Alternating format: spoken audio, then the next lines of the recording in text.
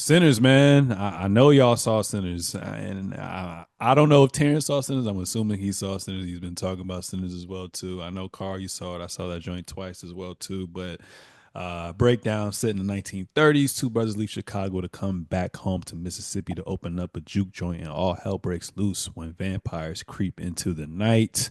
They had a $90 million budget, and 60 million of that was just for on-set location, and the other 30 was to pay the cast and crew and whatnot as well too.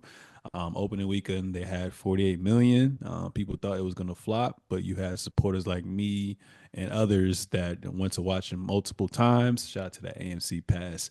And worldwide so far, they've grossed 270 million counting. And they did so well that even though Thunderbolts is taking over IMAX in a couple weeks, they're gonna reopen it for IMAX as well too. But what were you guys' thoughts on the Sinners movie, that masterpiece, in my opinion? Yeah, I mean, I thought the imagery was great, man. I feel like also the more I've heard people around me talk about it, just like in discussion, I catch things that I didn't watch or that I didn't catch the first time I saw it. So I definitely need to go back a second time and see it. I also felt like Michael B. Jordan had a wonderful performance from both characters. I thought like that took like talent to do and like really handle.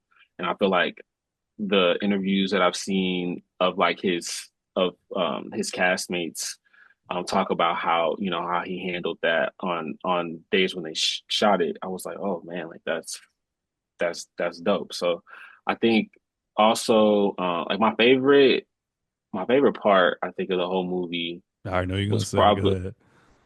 oh what Go, well go, let me go, see what you're go. gonna say. I was just Uh, gonna say oh, go ahead. the basically the transitions through black culture, black music, that whole sequence. I mean, yeah, that was cool. I would say Yeah. that was it's definitely top two. What I was gonna say was just like that whole scene where like they were trying to figure out like to eat the garlic, and then they were Right. like trying to figure out like if people that were internal were vampires. I thought that was like a just like a cool moment in the movie. And I forgot the older gentleman, like his name, his like Delroy. actual name. Delroy He was my Lindo. Yeah. favorite. He was my favorite character in the whole Yeah. shit, bro. Like he tied everything like together and just made like brought the historical piece to it. I really like enjoyed his character through the whole movie. Yeah, He's a bro. No, legend, that bro. yeah, nah. Delroy, he's a legend. He definitely made that movie, provided the necessary comedic relief that we need as well too. But Ryan Coogler just blending multiple genres into one and executing that, bro, was really nice. And it was cool to see because this was his first screenplay that he actually got to write from within as well too, because he's always been attached to a real life story, or obviously taking on Marvel and taking on what's the movie, the boxing movie, the Rocky movies as well too. So Creed. yeah, Creed. So I'm gonna give him, because he's finally has that autonomy now. He's stamped, and I think a lot of these different production companies are definitely going to continue to back him as well too. But I'm gonna give him one more film after this, and then I'm gonna like kind of stamp him as well too. As far as like those names where you think of Spike Lee, you think of Christopher Nolan, you think of Martin Scorsese. Once he has that next one, I'm gonna stamp him. But with this movie, it was brilliant. Like I saw it in 70 millimeter, bro. Like the Man. pacing was great. The set design was great. Hair and makeup, costume was great. The sound score was amazing. I didn't even know he met with Ludwig back in school, who also works with Gambino. And Ludwig used to be on set for Community. And I was just like, damn, bro. Like to see everything kind of come together was pretty good. And like you said, with Michael B. Jordan, like I love Michael B. Jordan. I think outside of this film, my favorite performances were him was Fruitvale Station, and my favorite performance was Just Mercy. But this is definitely his best performance as well too. And you did a great job where you can see the clear difference between the twins. And if I had no prior knowledge to this film and kind of just went there, just as a fan to watch, I would think kind of like when I was young and watched that Parent Trap movie with Lindsay Lohan, I would really legit think he had a twin brother as well too. So he Mm, crushed it from the top down. The cast was amazing. And it left me with a lot of different emotions, man. And one of the things that kind of hit with me is just like where we at right now as a culture for Black people as well too. You know, obviously in the beginning they had that two shot frame, and basically they're trying to buy that juke joint, and it was crazy when Stack died and had that interaction with Smoke outside. He was basically like, "Yo, like even though we bought this juke joint, we were never gonna see the wealth of that kind of pan out as well too, because the KKK was already gonna get us got eventually." So it kind of made me sad too, because like you see